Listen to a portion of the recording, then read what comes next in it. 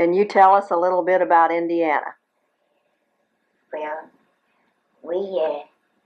my family, after my folks found out that I was on my way, they didn't want me to be born in a log cabin, so they moved up your grandpa's across the driveway.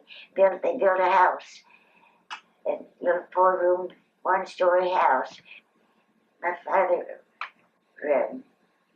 decided that he didn't want to farm there anymore. He was tired of working with the clay soil and the rail fences. And my sister and her husband, the younger sister and her husband, wanted to get out there on the farm. So my folks moved to Iowa, to Medford, Iowa, to go into the tile factory and work with Uncle Milt there. Uncle Milt had moved to Iowa, 2 or 3 years previously, and What year was this, Mother? they moved to Iowa probably, maybe around 1901, I'm not sure.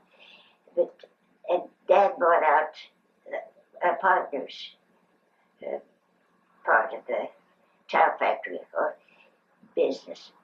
And they made the tile from clay in the tile factory and burned it in their kilns in the summer. And in the winter, they sawed up logs. And when my folks came to Memphis there in 1904, and they sawed some of the trees that for the rough steady in the house that we moved into out on the farm southeast of Memphis later in 1910. But in 1908, my father, didn't get along very well at the tile factory. His job was to fire those kilns, especially at night, and the coal gas from the kilns bothered his lungs. And so he wanted to get into farming. And When did Fern die? Right? Tell us about Fern's death.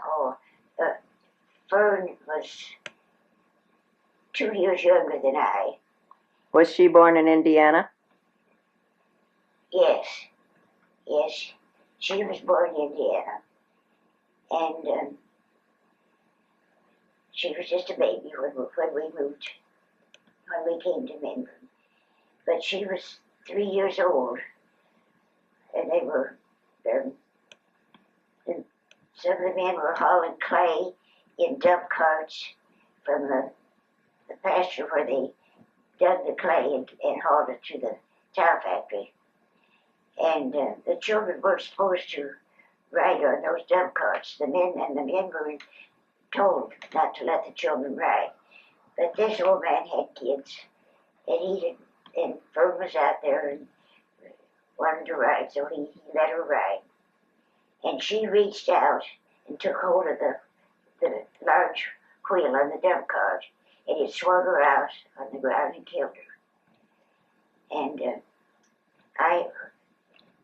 when I came home from school, Mother showed me Fern. She was laying there in the dead, there in the living room of the home. And Fern is buried there in the cemetery lot at Memphis. And then in 1908, my father had a chance to buy this property, this 80 acres out southeast of Memphis, but he couldn't raise the money. So somewhere he went down by Lower Iowa in Union County and bought 80 acres.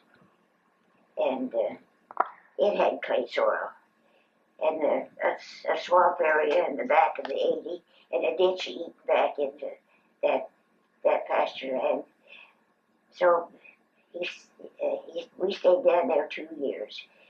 and he had a chance to buy a farm he had looked at there southeast of Menburn. The first time he looked at it, it was $120 an acre. So when he decided to come back, he bought it for $140 an acre. and he lived there on that farm until probably along the 1940, 45, along there. Because Will and I were married in 32, but he was still farming there on that farm there. Well, I can remember as a child going to the farm. You remember going to the farm to visit him? Mm-hmm. Oh, yeah. With the goldfish in the fish tank and I don't remember the cows in the barn he was still milking. He and Mother didn't live there in the east part of Menburn very long. Just 2 or 3 years, I think, when she died. And Mother died at our home there in Perry in October of 1944, because Mary Jo was born in March of 44, and Grandma died there at our house in that fall.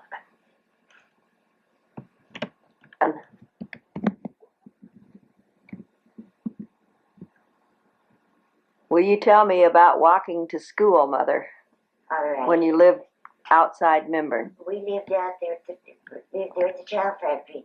It's about 1.5 miles southwest of Menburn when I started to school.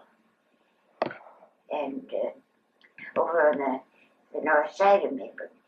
And I walked with my cousins, Edith and Harry Hill, to the schoolhouse. And sometimes the man who ran the livery stable in Menburn lived out across the river, and he'd come by and pick me up and let me ride in his cart that he had pulled with one horse in that cart, and let me ride to Menburn to the livery stable with it, and then I had to walk on to school. Mm-hmm. The other kids, my cousins, were a little bit jealous because he let me ride, but I was the littlest one. Where was the livery stable in Menburn? It was,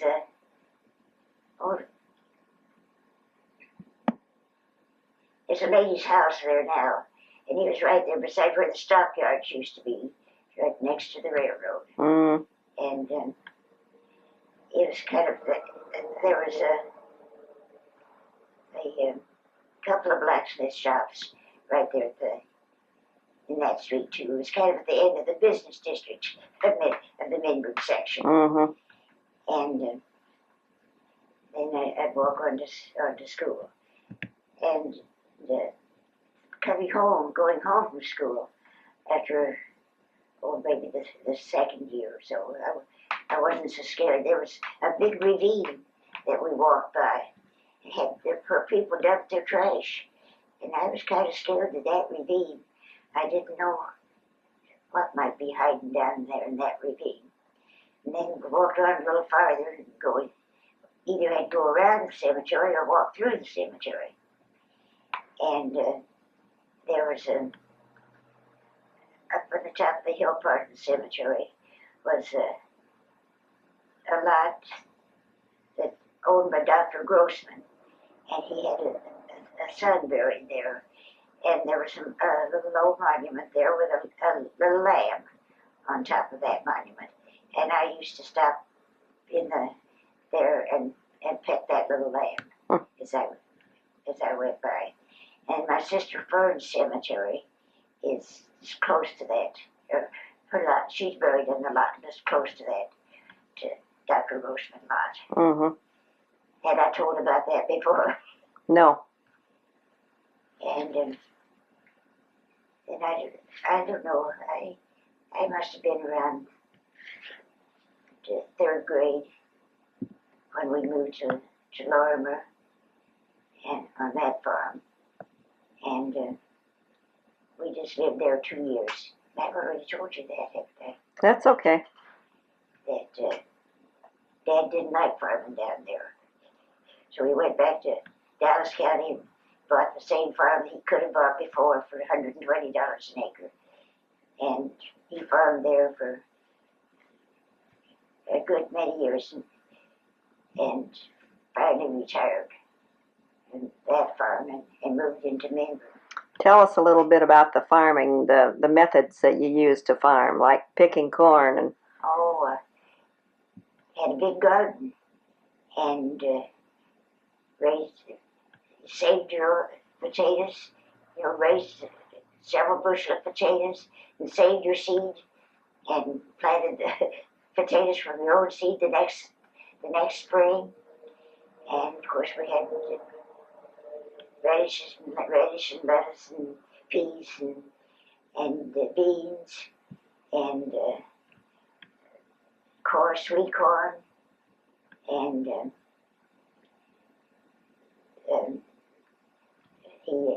the fields were all fenced into several fields. You had a field for pasture where you turned out the cattle and the horses in the summer, and you had the pigs they had a hog lot, and all these fields were fenced hog tight, so that you could turn the hogs into those fields too for pasture.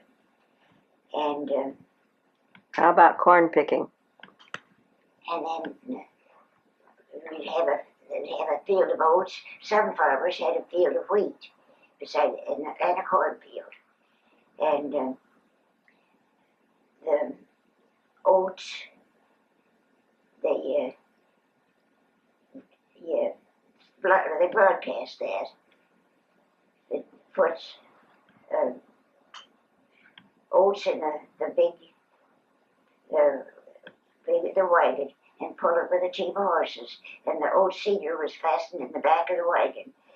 And farmer had to drive and scoop oats into that seeder too, or else take one of the kids along to help. And then in the summer, or after the oats got ripe, they harvested it with a grain binder, and that was usually pulled by 4 horses. Some farmers had just used 3, but most of them used 4 horses to pull that.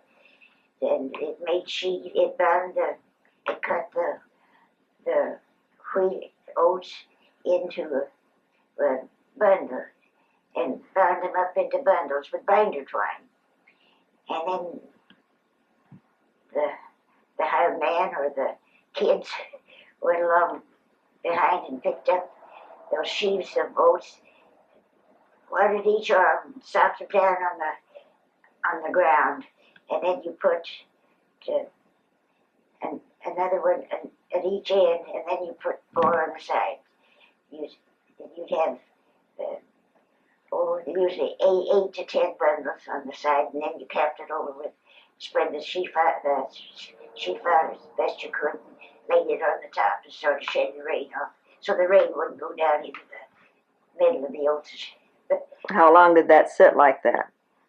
What? How long did that sit like that? Oh, maybe a month, maybe 3 weeks. Until the threshing crew came. We'll say a month more or less. Until the threshing crew came? Yes, then there was usually a man in the neighborhood who owned a threshing machine, and he went. That was an engine and a machine that they threw the sheaves into, and the engine produced the power to run the threshing machine part, and that threshed and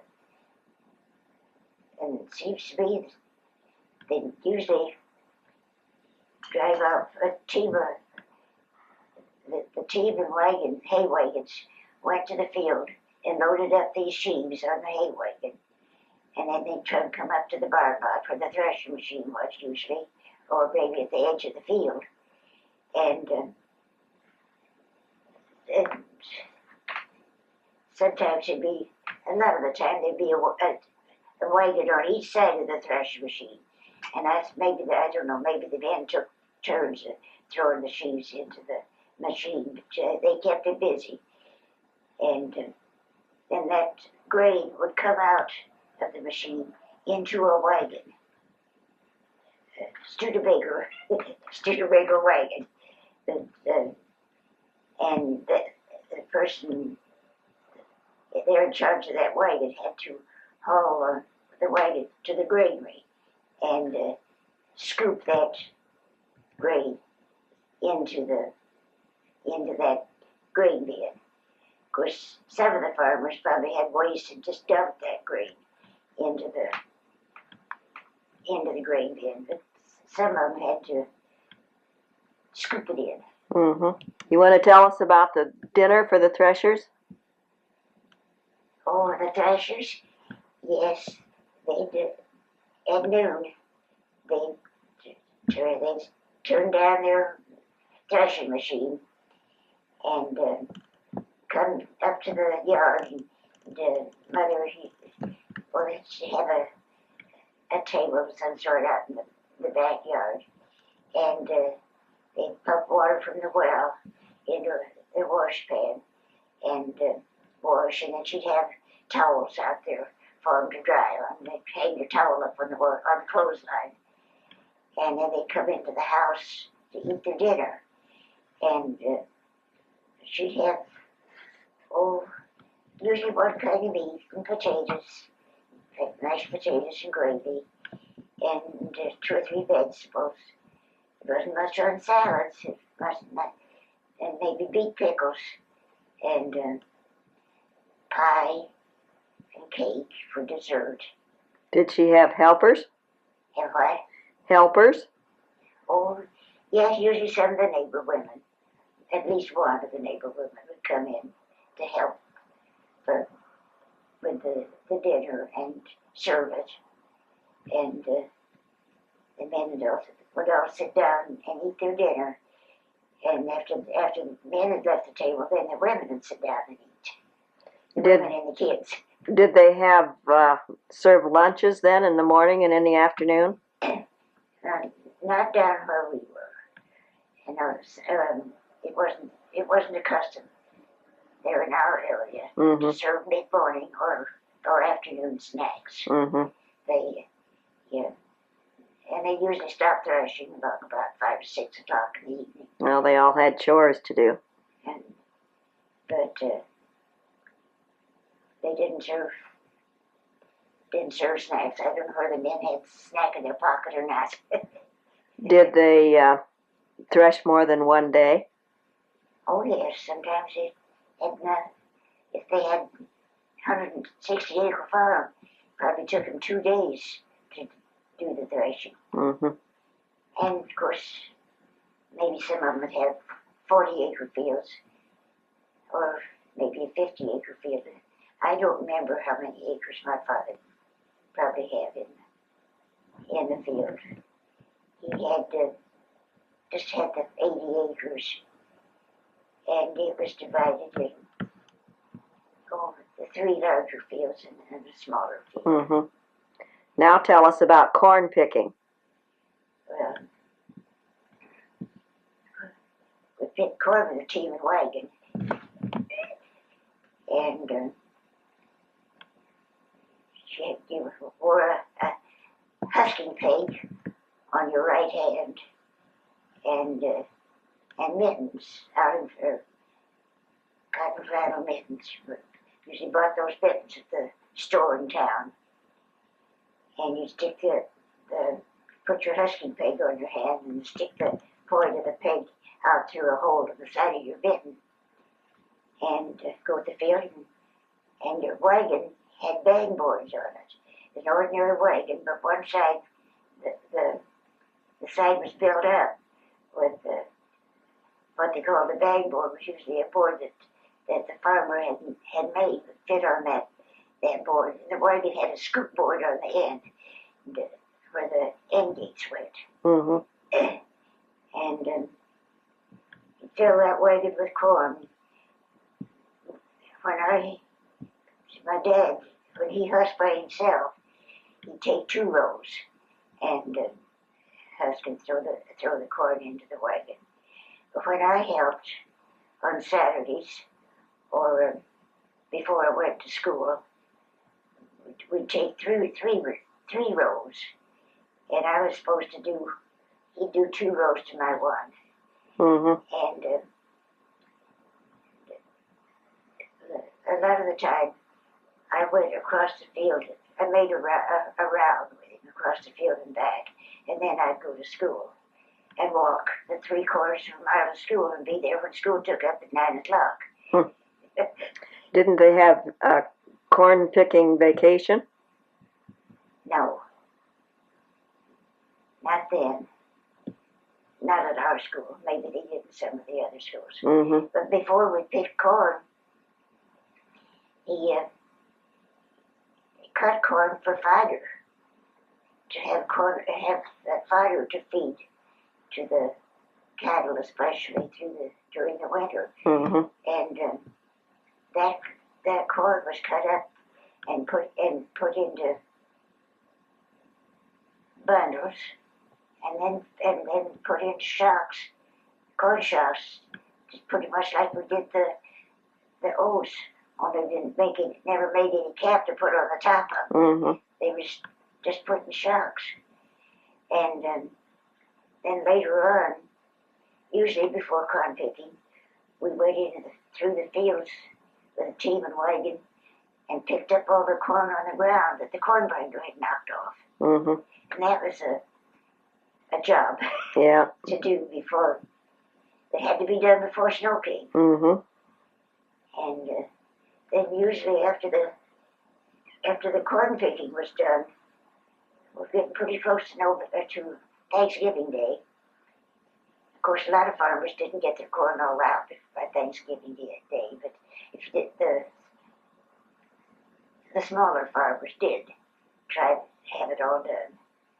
And they'd usually after that was done, then we'd go to Des Moines on Saturday, maybe and buy new winter coats, some new supplies for winter. Unless we'd already sent to Montgomery Ward and bought something came in. The stuff we bought from the groceries and stuff we bought from Montgomery Ward was shipped to the depot, and Dad had to go into the depot and pick it up. There was a grocery store in Minburn, though, wasn't there? Oh yes, there was a grocery store there, but it was cheaper to send the Sears Roebuck or Montgomery Ward for 25-pound boxes of dried prunes or dried peaches, or once in a while a box of apricots. They were expensive, and coffee, and sugar. I don't remember about sugar and flour when they bought that or not, but maybe shoes and hose or underwear. Sent to Montgomery Ward and got it. My folks kind of liked to send the Montgomery Ward a little better than they did the Sears Roebuck. Had better luck, I guess. In Indiana. Probably. Well, that's probably the way everybody did it. Okay, Mother, let's talk a little bit about your education. Well, I went to country school down in Union County for those 2 years. See, I was in primary in Minburn, and I suppose 2 grades. I'm not sure whether I just had 1 grade or 2 grades at the primary school in Minburn. And I went to school at the country school down near Lorne. And when we moved back to Dallas County, I went to that country school, number 4. And our house that we lived in was back off the road 40 rods. So when I walked to school, I had to walk down that 40 rods to the road, and then a 1/4 mile up the dirt road to the corner, and then a 1/2 mile west on a narrow country road to the schoolhouse. And the schoolhouse was just real close to the road. And afterwards, that became a county road, the main road from that area into the county seat of Adel. And I graduated from 8th grade there. And it was one room. All the desks were in that one room, and a stove that burned coal. And the teacher started the fire with the coal, or with wood and cobs before we got there. And she carried the water in a bucket from the well outside, had it sitting up on a bench for us. And when we came in, that bench had some shelves. When we came, we put our dinner pails there in those shelves and went to our desk. And the smaller children sat at the smaller desk in the front of the room. And there's a recitation bench up near the teacher's desk in the front of the room. And she had a large desk with drawers in it. And so when she called our class, we'd go up to that class would walk up to the recitation bench and sit down. And there was usually 2 to 3 to 4 to 5 children in a class. And the blackboard was behind her desk. And she'd sit there and question us about the lesson and give us instructions. And we had penmanship in those days. So there was the Palmer method and the Spencerian method. And we had penmanship drill every day. And children then didn't French, learned to do the Palmer method using rotating your arm and your muscle in your arm. And so we made lots of ovals in our penmanship class, learning to write, get the proper movement. And at recess, in the middle of the morning, we went outside and usually or else played games in the room. And then at noon, we'd go get our dinners and sit down at our desk and eat our dinner. Once in a while in the summer, it was nice enough, we'd go outside and eat. And in the afternoon, we'd have another recess, and school was dismissed at 4 o'clock. And you walked home and walked again. And then you had chores to do when you got home, I suppose. right? Did you have chores to do when you got home? Yes. Usually there was eggs together, and we had to help milk the cows, and help get supper, wash the dishes, put them away, and sit down in the evening and read. Did you have homework? Oh yes, one have some homework to do too. I was an awful green little old country girl, been protected. In those days, it was a disgrace to get a divorce. It doesn't bother anybody now. Sure, right. And this ball of this yarn, that's not 4-ply, I don't think. I can't count it. I think maybe 3-ply. Tell about when Grandpa took you to the train. Oh, and I decided to go to Cedar Falls and take normal training. Grandpa took me and my trunk to the depot in Mendord, and I got on the train and cried a little while. Had to get off at Fort Dodge and change trains to go to Cedar Falls, and the dormitory was full, so they sent me over to a boarding house. I had a room there at the boarding house, and with a girl from Bettendorf, Iowa, and I stayed there 3 months for that normal training course, and studied physiology, and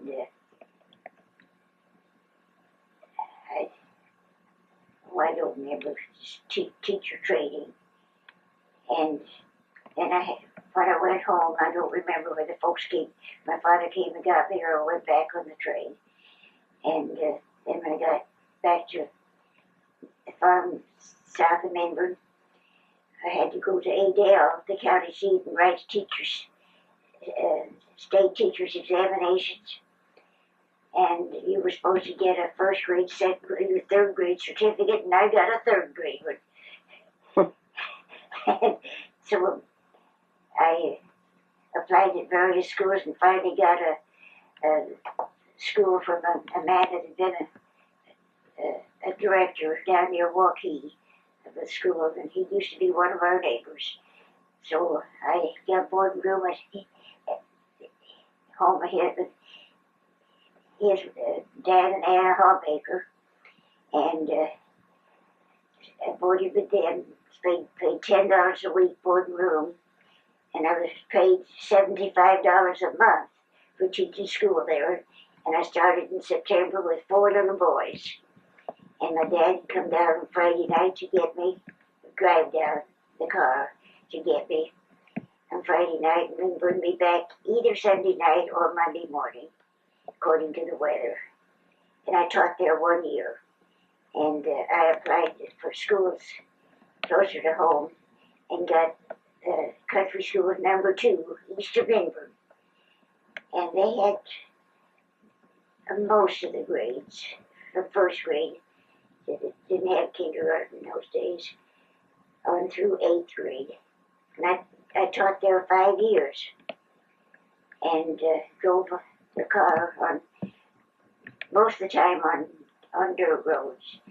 If the roads were too bad, I drove 3/4 of a mile away from home to the gravel road, and I could take the gravel road east of Menburn for a mile, and I had to turn off then on a mud road and drive half a mile to get to the school building. Then build the fire and carry in a pail of water, and have the room warmed up by 9 o'clock when the children got there. And Did you ring the bell when it was time to come in? oh yes, just had a little ding-dong handbell to ring for them. And then we had opening exercises, and we'd usually, maybe we'd sing America, and Say the Pledge of Allegiance? yes, I think we usually had the Pledge of Allegiance too. I really don't remember for sure, but we'd have a song or two, like maybe Swanee River or Old Folks at Home. No piano or no organ or anything,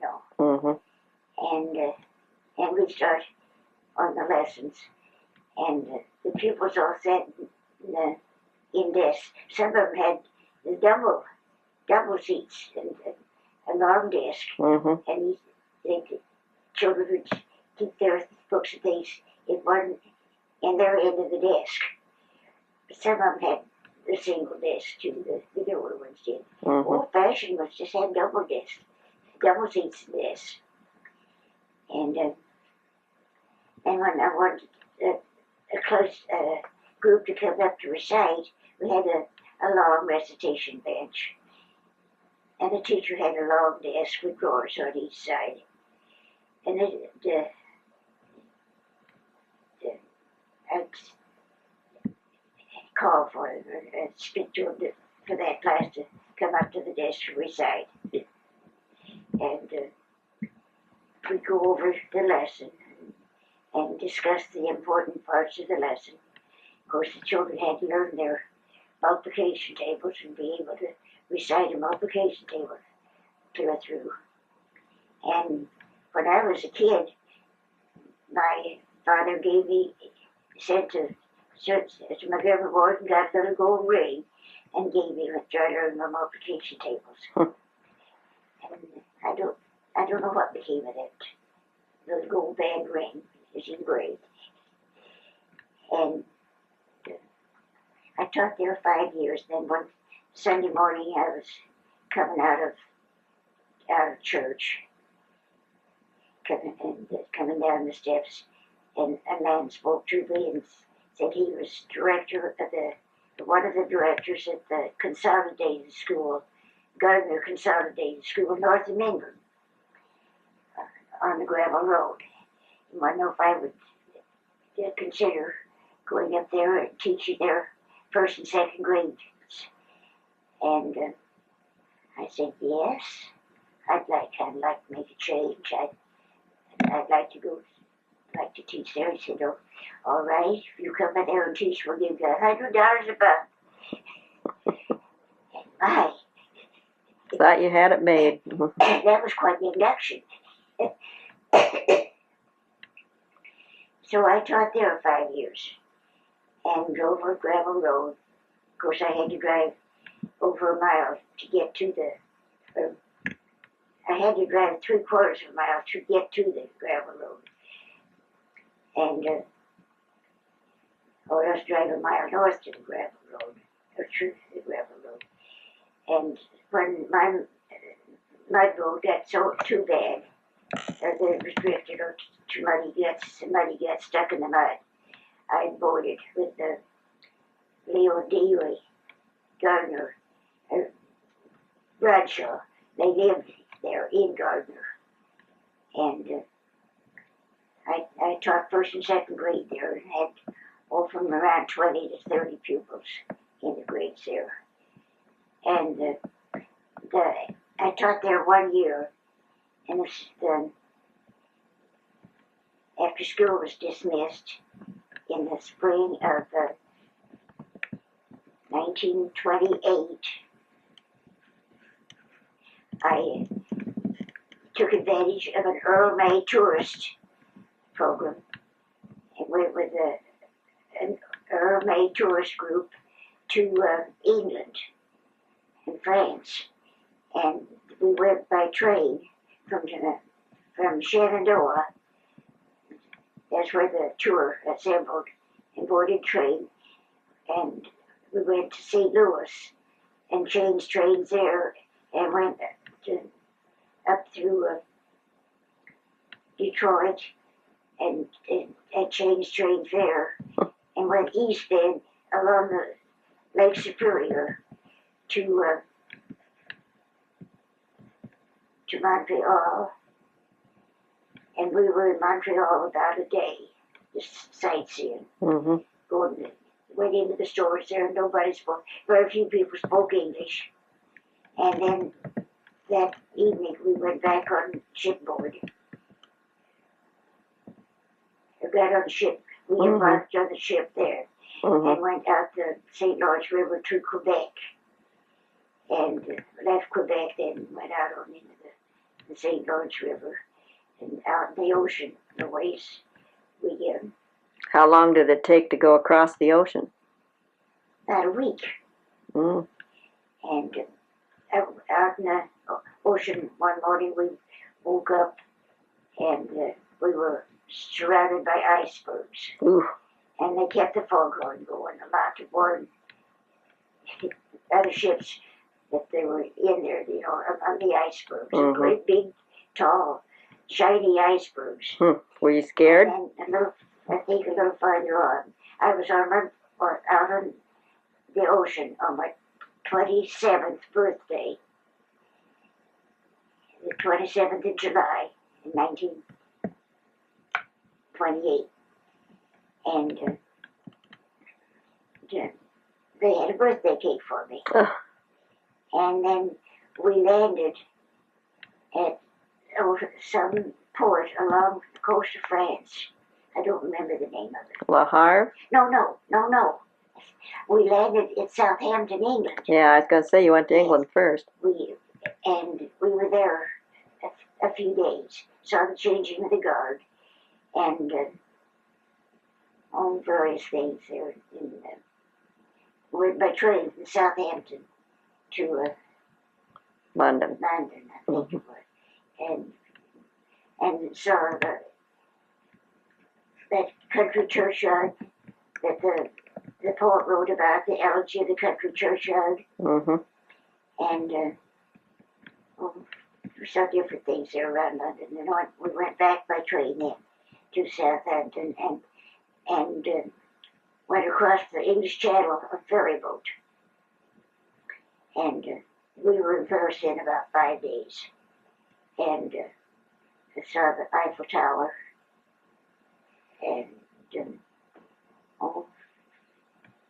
there's an important boulevard there that they took tourists to visit.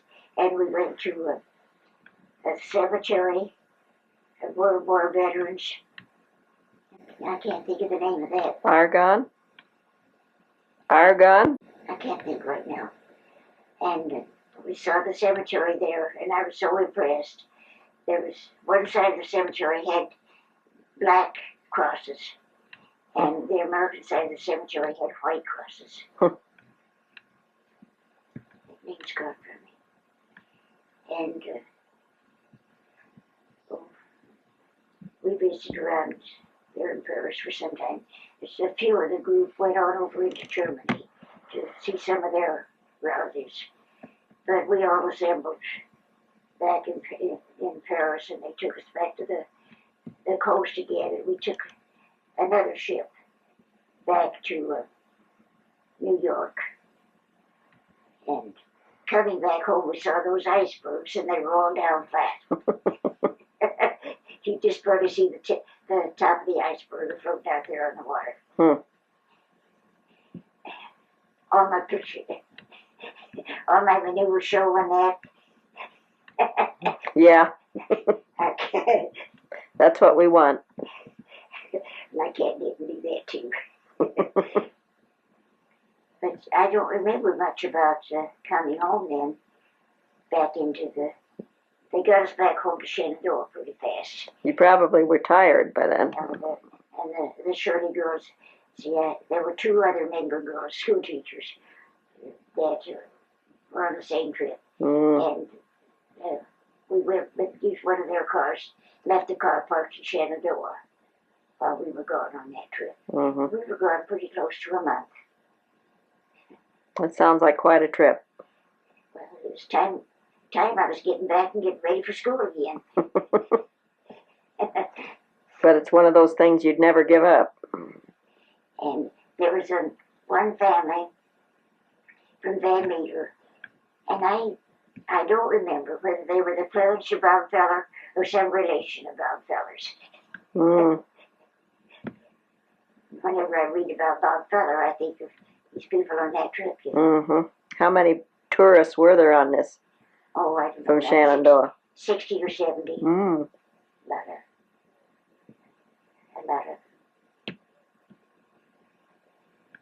And then I went back to teaching school 4 more years in Gardner. Tell us how you met Daddy and something of your courtship. I don't remember just exactly when he came to Iowa one fall to pick corn. And came from Missouri? Did he come from Easton? He came from the Easton area. His mother and the girls were still living on the 20-acre farm there near Easton. But he wasn't staying at home all the time at that time. He had been driving a truck down in the St. Joe area and hauling hogs and cattle and I suppose some corn probably. And went working for his Uncle Bill Gerhardt, that his Uncle Bill Gerhardt raised, I was Percheron or Belgian horses, and your father always liked these Belgian and Percheron horses. Oh, he came to Iowa that fall, and I don't know whether we'd say the fall of 1929. Probably, because I was teaching at that Gardner school, and he picked corn for my dad, and I think he might have picked corn for Lyman that time too. And then the next summer, he went back to St. Joe for the winter, and we rode once in a while. And then the next summer, he came back and worked for Lyman Hill out there on that farm west of Perry. No, he picked corn for Lyman Hill. He worked for Kath Ackerman on a farm out there, a neighbor of Lyman's, all one summer. And I just, sometimes after school, I'd drive over to see him. Might be out in the field chucking or planting corn or something like that, you know.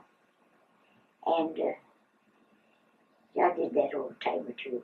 And after he'd been up there a while, he got a job working at the Dallas County Hospital. Got acquainted with Dr. Jules that were in some of the doctors that worked at the hospital there. And he helped the nurses quite a bit with heavy patients and different patients that he could, and helped them run their sterilizer to sterilize their instruments and all that kind of stuff, you know. And got into hospital work. And so in 1932, he was there working at the hospital. He was making pretty good money. And I had some money saved up from teaching school.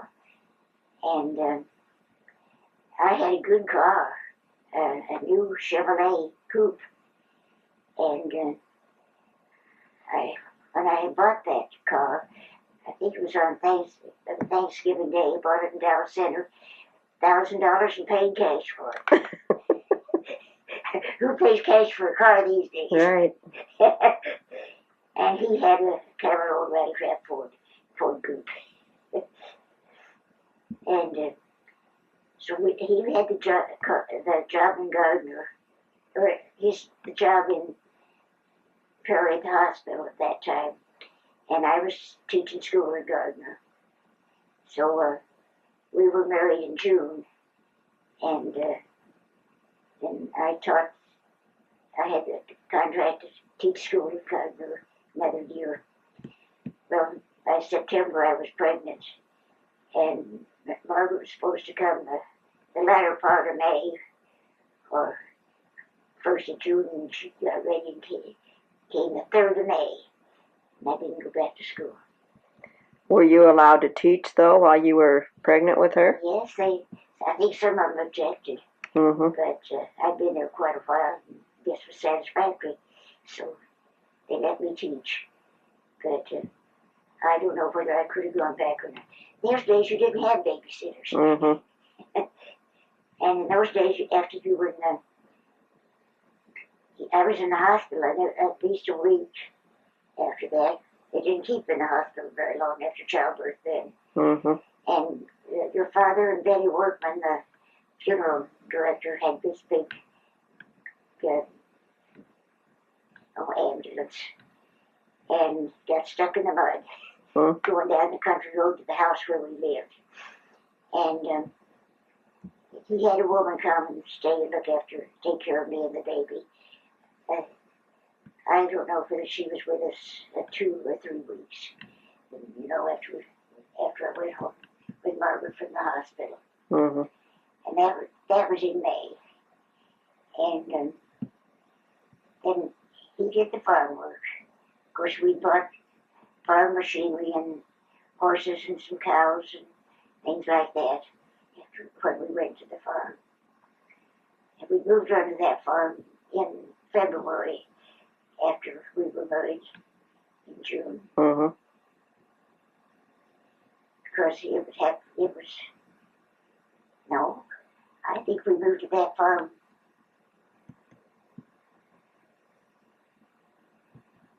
We moved out there before I don't know, I think probably in the fall. Anyways, the place had been empty for a while before we moved there. Mm. And then we stayed there Well, your dad couldn't take farming and mowing weeds around the fence rows with the side and all that kind of work, in warm weather.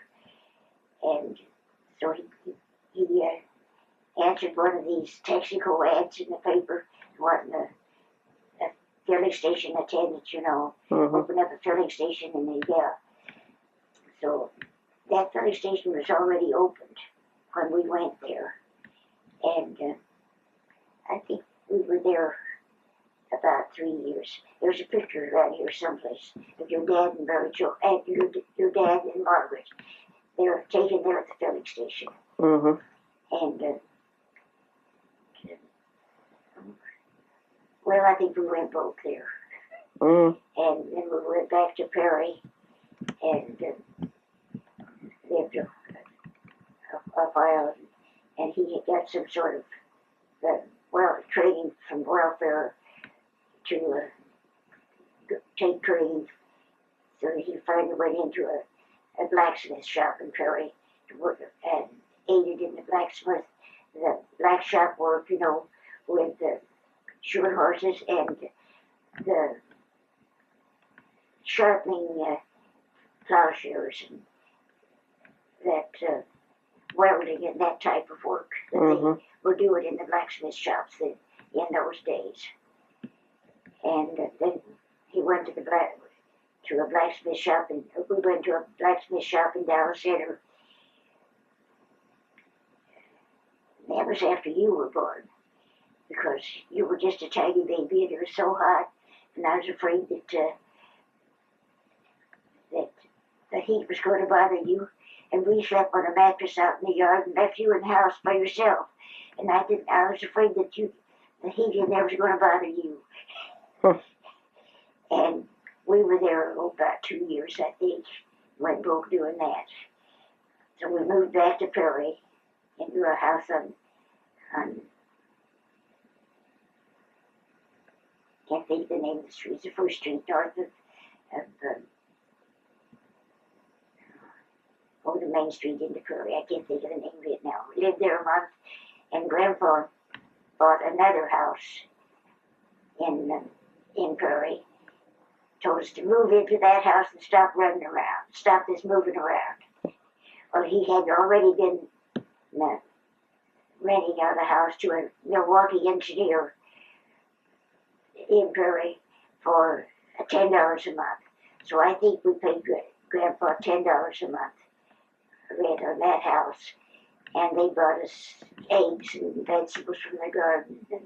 And when they sold their old hens and chickens and roosters in the summertime, they tried to have new roosters about every year. And they'd bring us the old roosters to eat. And your dad got all the work, picked up all the work he could, and shoveled a load of carloads of coal, scooped that off into the coal bins alongside the railroad track. I don't know what company it was, elevator company or what, would sell coal to people.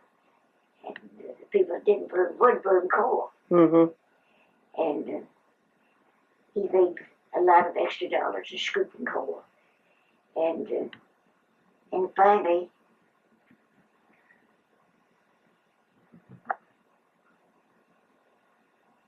we were on welfare a while.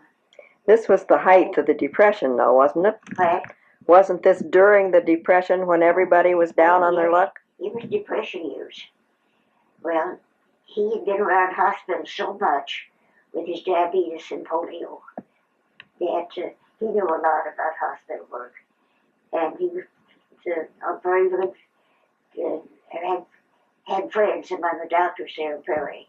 And these Dr. Jules were especially good friends of his. He'd driven them lots of trips into the country to call on sick people. So he got to help some people there in Perry that had, the father was sick. No, that these people, their mother was sick at the home. and he used to go down and help these people with their take care of this mother too, bed fast. And then he got to help another old lady take care of her bedfast husband. And I was working at Woodward State Hospital at that time. Didn't he work there too? I thought Daddy worked there too. Your father worked at the state hospital a while too. Oh, a couple of years or so. That's before I worked there. And he was working there.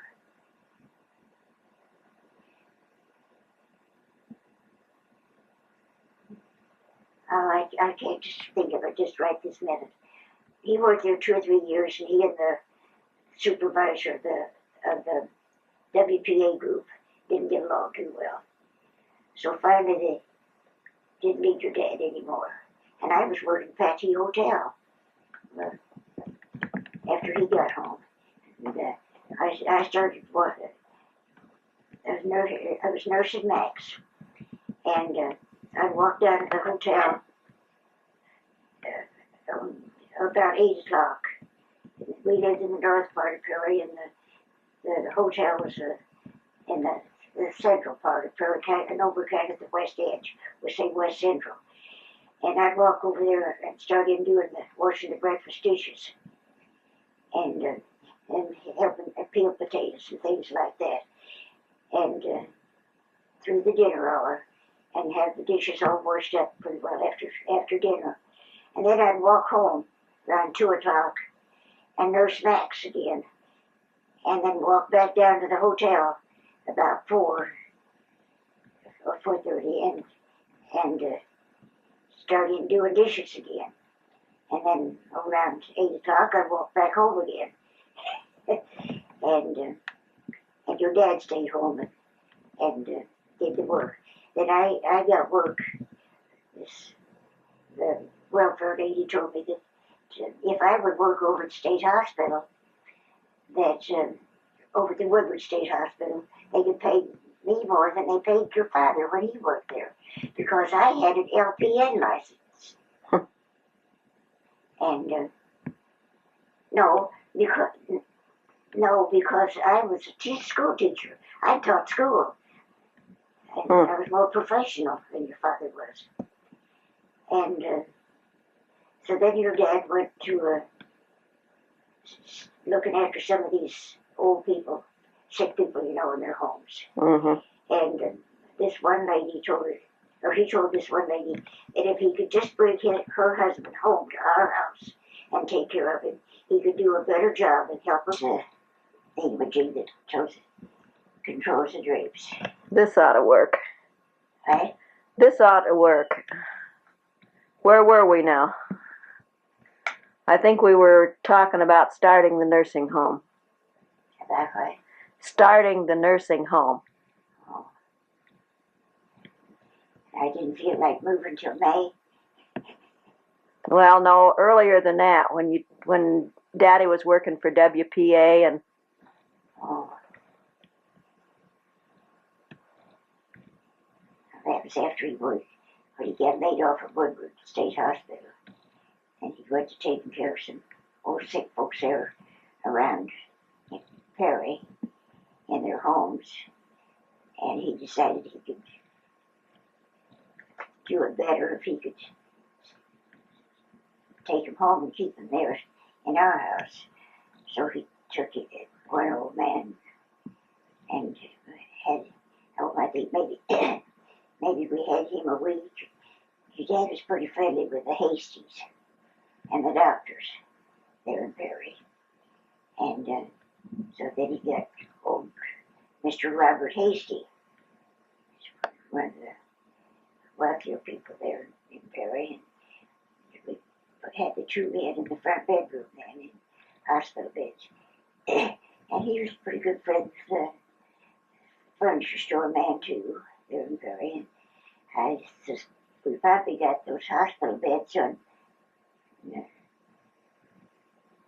payments. And this was all on North 2nd? yes. And When did the colored lady come? We called her. they came in September. We were over on West Second a year. And Max and Milton were both born there in the house on North Second. Mm-hmm. And Granny Spencer was her name. When did she come? she came over when we went over to 1401 First Avenue. Oh, I thought we had her on North Second. No. No. And we moved into the house on West Second. We had 5 patients. When we moved from North Second over to West Second, we just had 5 patients. Mm-hmm. And we lived there just a year. And moved over to North to First Avenue. Mm-hmm. We moved there in May of 1944 because Mary Jo was just a few months old. She wasn't even 2 months old when we moved over there. Mm-hmm. And so we moved there in May. And Spencer's came there in September, Mr. and Mrs. Spencer. And of course, some people were a bit surprised that we took in an old black couple. Mm-hmm. And I can remember Granny Spencer rocking Mary Jo. yes, Granny Spencer practically took care of Mary Jo, you know, aside from diapering her and feeding her and all, after she came. And Granny Spencer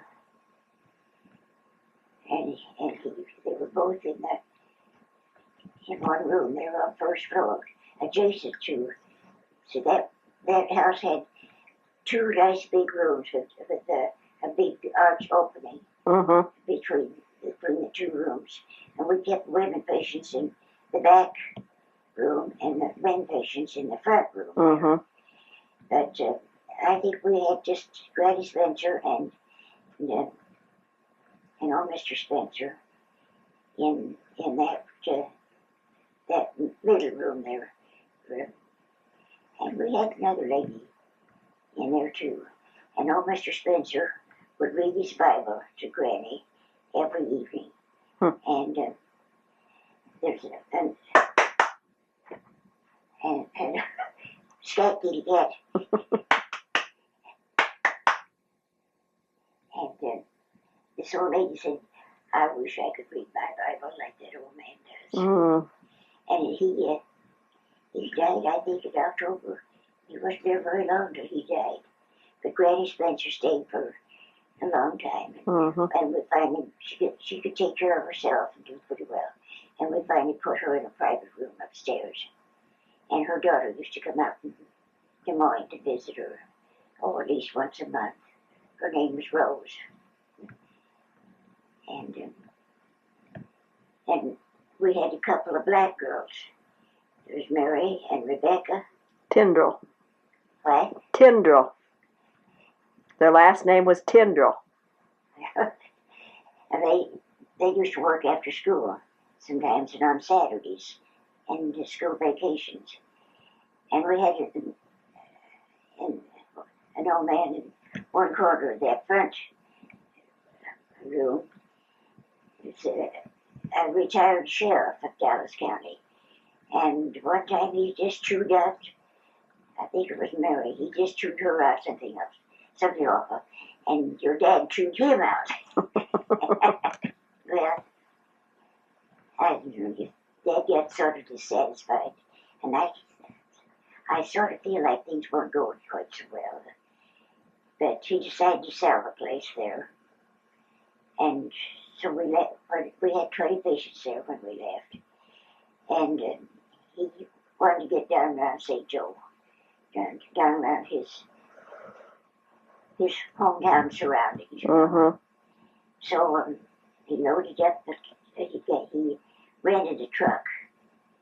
And I don't remember who drove the truck now. But you went to Louise's first and then bought the cafe in Liberty? Yes, we stayed there in Leeds. Louise and Dewey Leeds for about 3 weeks. And I don't know if the boys stayed, no, Joe stayed with us there all the time or not. But your dad went around looking for another location. And he finally decided that he would go to Liberty, Missouri and buy this cafe, the Dinner Bell. And so the cook that was there stayed with us for some time. And Mountain got to work in there in the cafe some. And then he worked after your dad sold the cafe. Mountain continued to work there in the cafe for a while. How old were the boys? How old were they when you moved? When we went there, Max was in 8th grade and Mountain was in 9th. I can't tell you just how old. Mm-hmm. But when they saw Max, they said, "Do you play football?" And oh yes, he could play football. So he played football all through Liberty High School. And on through college. And he got a scholarship to college. Mm-hmm. And Mountain worked. He worked there in the Dinner Bell Cafe for a while. Then he got to working over in Begg's Pharmacy and behind the ice cream and pop, you know. And I suppose he didn't, of course he didn't dispense drugs, but then he helped, waited on customers for their other shopping. Now, after you sold the cafe, you went to work at the Oddfellows Hospital for a while, and then you went on into North Kansas City, didn't you? To a hospital there? Yes. Well, your dad worked at the Oddfellows Hospital a little bit before I did. And I finally went to work there in the kitchen. They didn't have any opening for me as a nurse. And I had the LPN license, and I was working in the kitchen washing dishes. How long did you work there? Yeah, your dad went to taking in patients there in the house in Liberty for some time. We had an old Mrs. Whitehead there, and Frank Miller, and an old man from Kansas City had shingles real bad. He finally went into the doctor's hospital in Kansas City and had surgery for his shingles, and then he was all right. And I don't know. Well, I skipped when I worked over at Woodward State Hospital. Oh. That was before we went to Liberty. I worked over there. The welfare ladies told me that I had an LPN license. And it was a teacher that I could get a higher salary than what your dad got when he worked there. Mm-hmm. But that was back in the 30s, though, wasn't it? Yes. Mm. Yes. No. Must have been. When you worked at Woodward, I can remember you working there when I was a little girl. I'd have to figure a while. I didn't. You didn't work at Woodward after you ran the nursing home in Perry? No. I don't remember. Oh, that deal over at Woodward State Hospital fizzled out, and I was the last one of those people that worked there. Mm-hmm. Just the last one until they folded up the whole thing. Well, that was WPA work, and then it fizzled out when World War II started. Well, that was it. That was the story. Uh-huh. And what hospital did you work in Kansas City? What was the name of it? Doctors? Doctor's Hospital. How long did you work there? Well, I worked there because Hilda Vance was working over there. Hilda Vance had worked at the Oddfellows Hospital. Mm. She got a job over at Doctor's Hospital. And she thought I could work over there too and draw more money. So How far did you have to drive every day? Well, it was over 10 miles. I worked night shift at the doctor's hospital most of the time. I went in about 10 o'clock. At 10 or 11, I forgot, and I got off, and I don't remember, it was 6 or 7 in the morning. Mm-hmm. Then you'd come home. What? Then I suppose you'd come home and take care of the patients at home. Yes. Well, I figured I could work night and draw some money and keep work days at home. And one night I was coming home, one night I was going in, and I had to instead of pulling over on the main street where I'd have to hold the car for a stop sign on a hill, that was just kind of difficult. I'd turn a block east of that main street, and then I could go around the corner and up to the main street, and I didn't have to hold the car on a hill. Well, one night when I went to turn that corner, a couple of black men stepped out there, grabbed the handle of the door of my car to get in. That scared me. I poured on the gas and got out of there as fast as I could. And I didn't go that way anymore. Mm-hmm. And it wasn't too long after that I decided that it wasn't worth driving into Kansas City. Mm-hmm. It'd be better to work out at the Oddfellows Hospital and get less pay. But another time, my car stopped when I was going into Kansas City. And we had one of those new cars. It went to flickering around. You better get off the highway right now, because it died. And the truck driver was behind us. The fellow driving the truck was behind me, and he saw me. And he stopped and asked me if I needed a ride. I said yes. I did. So he took me into North Kansas City and let me out of the filling station.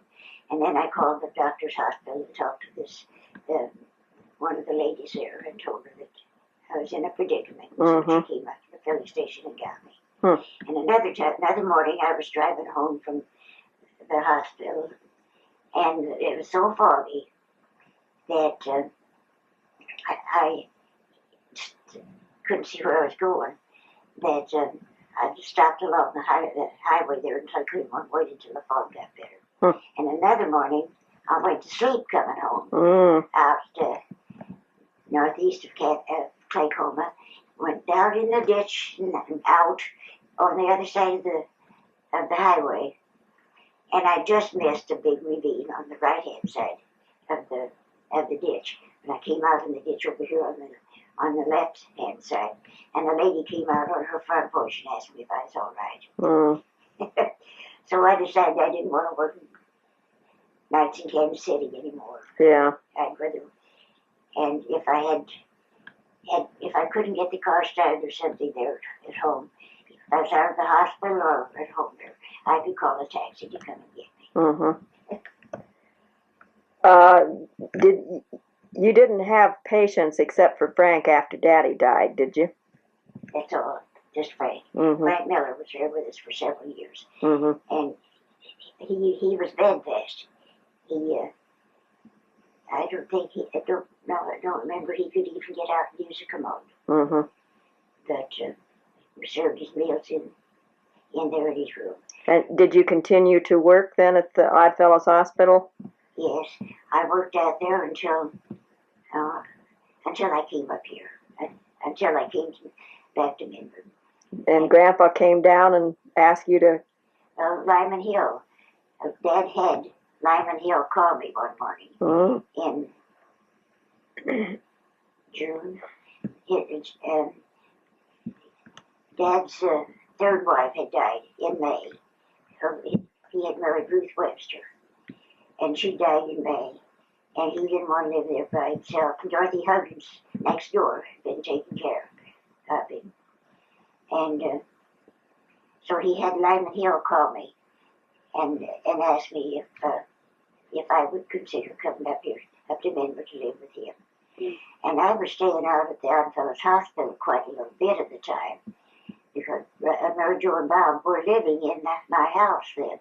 With me. They had been for, I don't know, a month or two or something.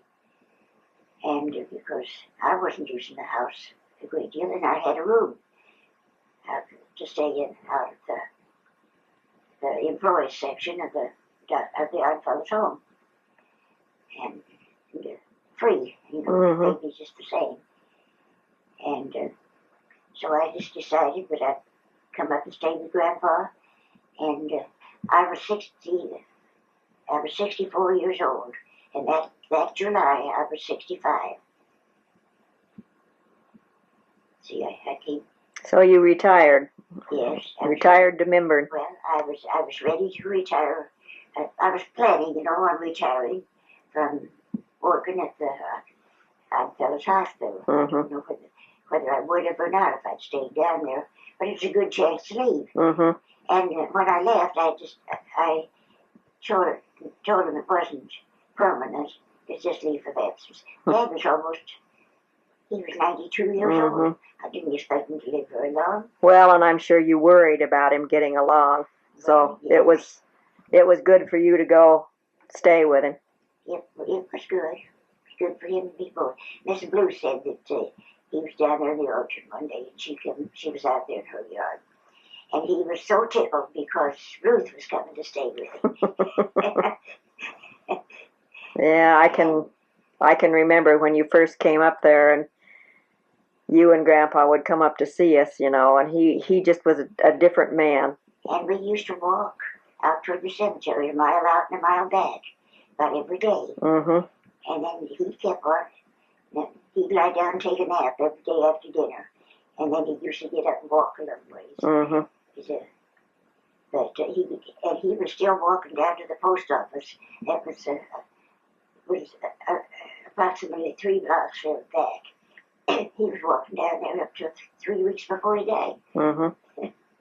Tell us the story about the ginger cookies when Grandpa was a boy. You remember the ginger cookie, the recipe that you gave to me, and you said his mother used to have the hired girl make the cookies, one batch, and they'd give them all to the kids, and then she'd make another batch. I don't remember that, but I remember the ginger cookies. Well, you told me that story, that the hired girl would make one batch, and it makes a big batch, but they had how many kids? 10? Yeah, well, they had a good many. So it would take a whole batch. And Ella was married, and I think she was about 15, went to Missouri to live. And my mother used to make those ginger cookies. Oh, they're good cookies. My kids liked them. Yeah. Mother was 18 when they were married, and I think Dad was, I don't remember. He was in his 20s. 22 or something like that. And they lived in a log cabin? Yes. They lived. They were married in 1895, and when they found out I was coming, they wanted to get out of that old log cabin. Didn't want me to be born in a log cabin there at the back end of the 160, all that, have back there in the woods. So they built a little 4-room house across the driveway from Grandpa Hill. And then Aunt Bertie and her husband decided that they'd like to take over that farm work and live out there. And Uncle Milton and Aunt Gussie and their family were living in Minburn there, in the towel factory, where he bought a half interest in that towel factory. And so I don't know what the partners left it without any encouragement or not, but Dad thought it'd be a good thing for them to come to Iowa and go into partnership with Uncle Milton in the towel factory and sell more business. And we came to Iowa in February of 1904, and there was a little we lived in Minburn in a couple of different spots for about the first year that we were out here in Iowa. And then the house just across the driveway from into the factory, towel factory, became empty, and so Dad and Mother and Fern and I moved into that house. And Susie was born out there in that old black house. And It's no longer there, is it? no. The whole, you can't even see a trace of the tile factory. It's all been torn down a long time. Mm-hmm. They made tile in the summer, but in the winter they couldn't make tile there because the wet tile would freeze, Mm-hmm. and that tile has to be dried before it was taken to the kiln to be burned. And my father's one of his jobs was to fire those kilns at night, and the coal gas bothered his lungs, and that was one of the reasons he wanted to get away from the tile factory. Mm-hmm. And get into farming. He admired those Iowa farms. They didn't have real fences and playground. He must have known a lot about farming, though, in order to start farming like he did. Well, he learned farming as a kid there on the Indiana farm, that 160 that Grandpa Hill owned. But the way he talked, he just dug out stumps. But he farmed too. That was his least favorite job, was digging out the stumps. Yeah. Yes, he didn't like that. And that house on the farm there southeast of Minden, on that 80 acres that he bought, he and Uncle Mel sawed the raw lumber, the steady, for that house it was built in 1904. It's a beautiful home yet. Yes. When did you come up to Northwood? In September 23rd, 1988. I've been to the doctor, another doctor in Prairie, about my ears. And I had him clean the wax out of my ears. But I never said a word about that water that was coming out of the back of my leg. My stocking was wet then, but I didn't tell that doctor anything about it. But my stocking got to getting so wet, and I didn't know what was making that. I'd never seen anything like it before. So finally, got the neighbor lady to take me up to Dr. Beatty, and he gave it one look and told his nurses, get out that Una boot stuff. He said, we need that.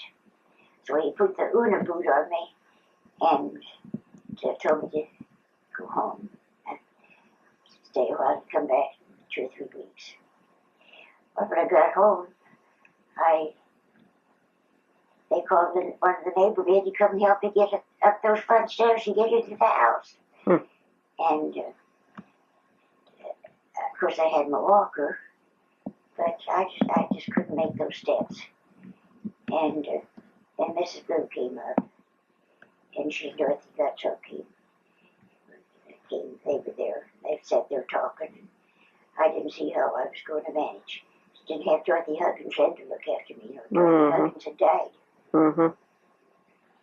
And Mrs. Blue was looking after me the best she could. And I was getting meals on wheels. And Bob had already told me when we talked one time, 6 weeks before that, I wanted you to come up and live with them and make my home with them. And I decided that's probably the best thing to do. So I've been here with the Luberts ever since. What did he say was wrong with your leg? That it was, what was it, just? I don't know what caused that. It just ooze out in one place, or? Yes, there was a place down here. It was just a, and that, it was. Was there a sore there? No, it healed up good. And why wasn't that good leg instead of my bad leg that did that? Yeah, that's the funny part. I just don't know. But one of the doctors down in Mason City, I went to some orthopedic doctor down there, specialist. Mm-hmm. And I had to go back after a while, 3 or 4 weeks, and they took off the boot down there. Tell me about what you liked to do when you were a child. What was your favorite thing to do? Oh, playing with the sled. There in Union County, we were down there 2 years, and that was an 80-acre farm, and it had a slough in the back end of the 80, swampland, and the milk cows were back. That was their pasture. We had to go along a lane to get back to that pasture, and there was a ravine eaten back into that pasture, and you had to go walk over into that swamp ground, in that swamp grass to get the cows and get them started up the lane, and that grass was sharp and cut your legs. But it had hills, so you could go sledding. And, oh yes, there was a hill right by the back door. And they used to put Susie in a dishpan, and she'd slide down that hill on the ice, right up to the kitchen door. Oh, gosh. And, of course, I could play with the sled around there. And we had turkeys there. Wild turkeys? White turkeys. Turkeys that Mother raised. And they like to roost, fly up in some of the trees there around the barnyard buildings and roost at night. And Mother, Mother raised several turkeys there, and she'd dress them in the fall and sell them at Thanksgiving time, you know. And things didn't go real well for them down there, did they? No. At Lorimar. No, they made a living, but Dad didn't like. He didn't like that mud rolling up on the wheels of the wagons, and he just didn't like. He liked Dallas County Blackland better. he had farmed on some clay stuff in Indiana too, but he liked Dallas County better. What did you like to do least? Have I told you that before we went down to Union County, he could have bought that 80-acre farm for $120 an acre, and he couldn't raise the money. And after he was down there 2 years, I suppose he came back up here to visit Uncle Mouse or something, and he had a chance to buy that same 80 for $140 an acre, and he bought it. Did it have the house on it? Oh, yes. Yes, the house was built in 1904. Well, he had more than 80 acres there when he sold it. How much was there when he sold it? He had 20 acres more. There was a 20-acre farm where an old couple had lived. But just catty-cornered across the road from our 80. So he bought that 20 acres.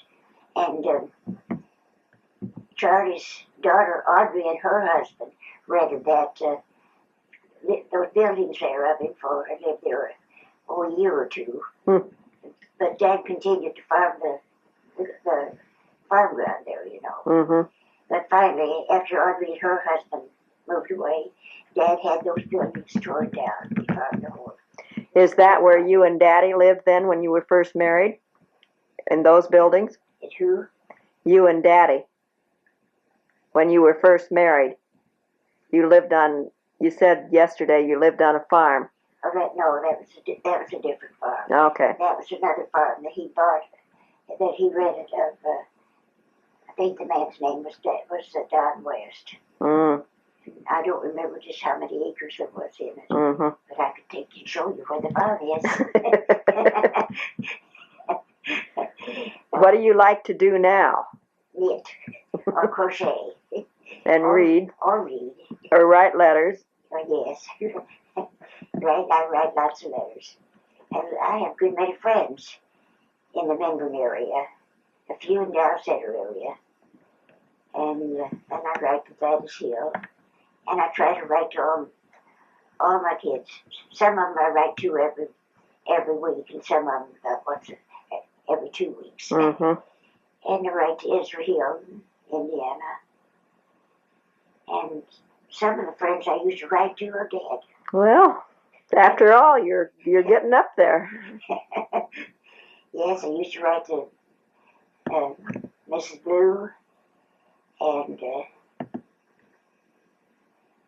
Lyman Hill, and I wrote to Nora Dignan, Louise Meade, and Julia. Aunt Julia. They're all gone. Yeah, that's life. Yeah, that's the way it is.